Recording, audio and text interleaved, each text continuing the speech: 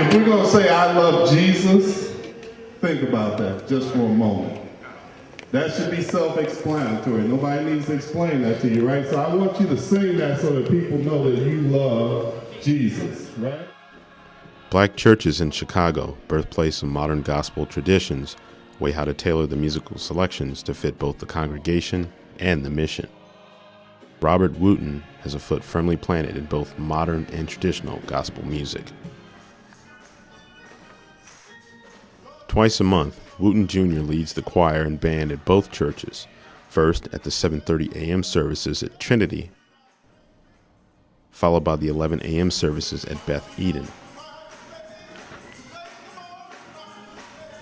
Wooten said the traditions of each church help determine the musical selections. Number one, Beth Eden is a much older church. So we do more anthems and spirituals and things like that than I do here on a regular basis. But that's only because of the way the services are set up. On the Sundays that I'm over there, you're more likely to hear just the whole gamut more so. And only because our worship services over there are a little bit more conducive to that.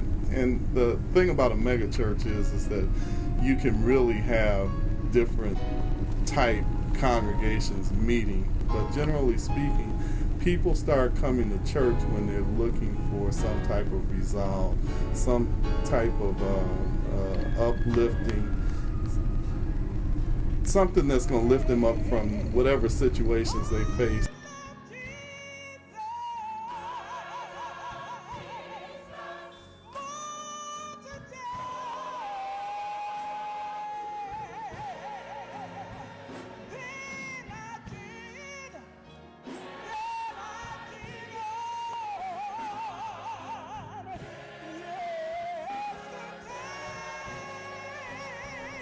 At Beth Eden, Wooten Jr. follows a tradition and legacy built in part by his father, Robert Wooten Sr.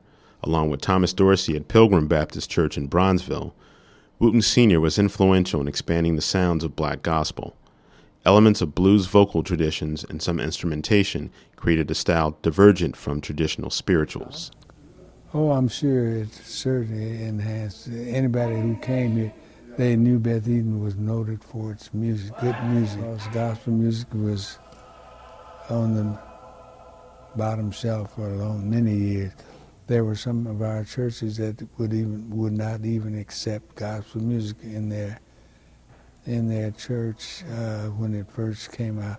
It was not as eagerly accepted as was the other anthems and spirituals and whatnot. Some of them said it was so close to jazz, and even when I was playing in my younger age, I was playing what the sounds around me, the environment and things of that sort. I think that had an awful lot to do with it. I wasn't trying to add anything. You just played as you felt.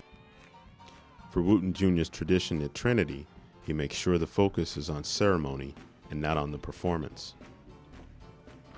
But they have to be conscientious about what this is all about, because at the end of the day, I always tell them, I'm more concerned that we have church than anything else. So we just have to be very conscientious about it, and that's what we try to do. And we try to be true to the music, because every Sunday there's a chance that somebody's soul can be led to Christ through the ministry and song. For Medill Reports Multimedia, I'm Daryl Swint.